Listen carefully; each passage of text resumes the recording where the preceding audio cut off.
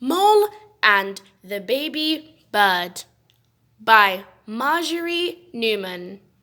Illustrated by Patrick Benson. Genre: in an animal fantasy, the animal characters talk and act like people. The next story is about a mole who finds and takes care of a baby bird. Question of the week: how can we look at things in a different way?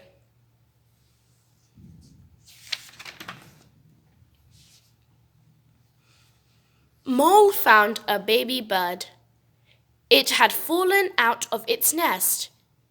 Mole waited and waited, but no big bird came to help it. So Mole took the baby bird home. He made a nest for it. "Look," he said to his mother.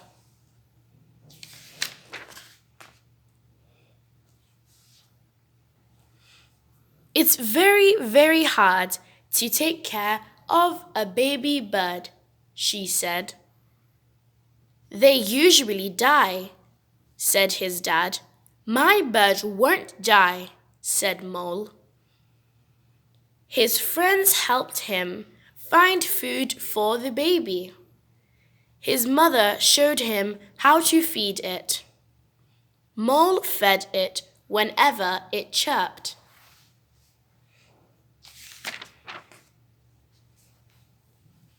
And the bird didn't die. It grew. "It's my pet bird," said Mole. "It's not a pet bird. It's a wild bird," said his mother. The bird fluttered its wings. "Your bird is trying to fly," said his mother. "No," cried Mole. "It mustn't fly."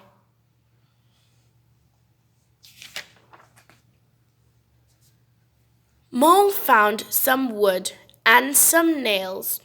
He borrowed his dad's toolbox. "What are you making?" asked his dad. "I'm making a cage for my pet bird," said Mole.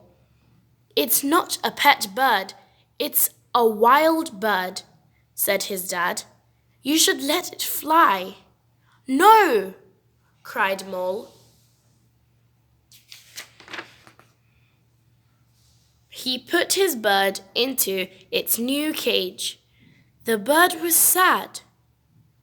Mole's mother was sad too, but Mole kept his bird because he loved it. Then Grandad came to visit.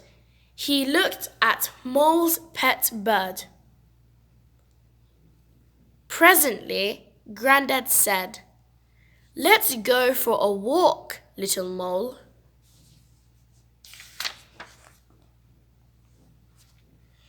Grandad took Mole to the top of a high hill.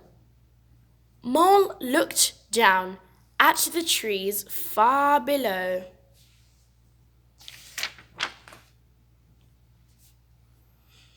He felt the wild wind trying to lift him. "Whee! I'm flying," cried Mole. "Nearly," said Grandad. When Mole got home, he looked at his bird. It was sitting very still in its cage, in Mole's dark underground room. "Birds are meant to fly," said Mole. He opened the cage door and he let his bird fly away because he loved it. Then he cried. The next day, Mole went into the forest. He saw his bird flying, soaring free, and Mole was glad.